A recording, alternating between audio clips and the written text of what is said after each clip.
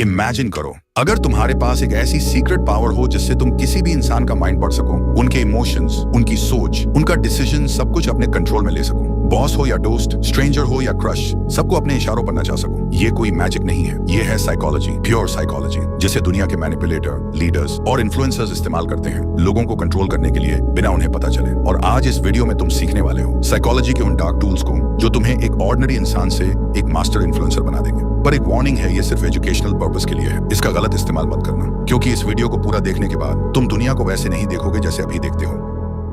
Trick number 5, the revenge trap. इंसान वही चाहता है जिसे करने से उसे मना किया जाए। ये एक सिंपल ट्रूथ है और इसी ट्रूथ का इस्तेमाल करके तुम किसी को भी अपने इशारे पर चला सकते हो बिना फोर्स किए। तुम भी कर सकते हो अगर तुम रिवर्स ट्रैप को समझ गए। लेकिन ये काम करता कैसे है? सोचो, अगर किसी से कहा जाए पीछे मुड़कर मत देखना, तो उसका मन सबसे पहले वही करेगा, पीछे देखने का। ऐसे ही अगर आपको कहा जाए कि इस वीडियो को मत देखना, तो आपका मन एक बार जरूर करेगा उस वीडियो को देखने का और आप क्लिक कर दोगे। यही होता है रिवर्स ट्रैप, ऐसा माइंड गेम जिसमें तुम कुछ कहते नहीं हो डायरेक्टली, लेकिन सामने वाला वही करता है जो तुम चाहते हो। एग्जाम्पल, तुम चाहते हो कि कोई दोस्त तुम्हारा काम करे। अगर सीधा जाकर बोल दोगे भाई ये काम कर देना, तो शायद वो अवॉइड करे या मना कर दे। लेकिन अगर तुम ये बोलो एक काम था पर छोड़ो, मुश्किल है, लगता नहीं तू कर पाएगा, तो उसका ईगो हर्ट होता है और वो तुरंत प्रूव करने लगता है मैं कर सकता हूँ। ये एक माइंड हैक है। तुमने कहा नहीं कर, तुमने कहा मत कर और उसने कर दिया। ये ट्रिक पावरफुल है, डेंजरस भी, और कई बार तो सामने वाले को पता भी नहीं चलता कि उनका डिसीजन उनका था ही नहीं। उस इंपल्स को कंट्रोल करो और तुम बन जाओगे इस गेम के असली master. Trick number 4, master of choice.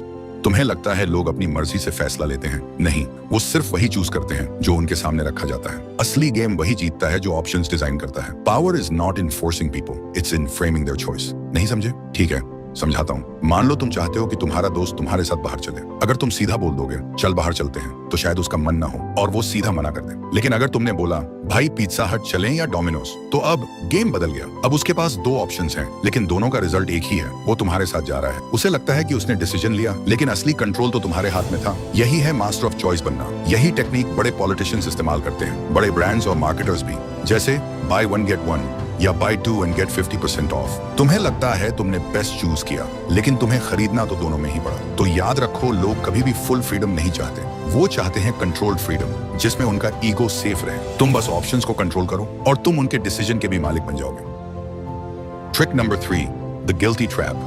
Guilt एक ऐसा इमोशन है जो इंसान को कंट्रोल भी कर सकता है। लोग तब भी रिएक्ट नहीं करते जब उन्हें फोर्स किया जाए, लेकिन जब उन्हें गिल्टी फील होता है तो वो खुद ब खुद झुक जाते हैं। कैसे? मान लो तुम्हारा एक दोस्त तुमसे बार बार मिलने का प्रॉमिस करता है, पर हर बार अवॉइड करता है। अगर तुम जाकर डायरेक्ट बोलोगे तू कभी टाइम ही नहीं निकालता, तो वो और दूरी बना लेगा। लेकिन अगर तुम बस इतना कह दो मैं समझ सकता हूँ, अगर मैं भी इंपॉर्टेंट होता तो शायद तू टाइम निकाल लेता, उसके अंदर गिल्ट जाग जाएगा। अब उसे लगेगा कि उसने तुम्हारे इमोशंस हर्ट किए हैं। वो खुद तुमसे कनेक्ट करेगा, खुद एक्सप्लेन करेगा और खुद माफी मांगेगा। इसका असली मैजिक यही है, तुमने कुछ भी फोर्स नहीं किया, तुमने बस एक इमोशनल मिरर उसके सामने रखा और सामने वाला उसमें अपना गिल्ट देखकर अपने आप बदलने लगता है।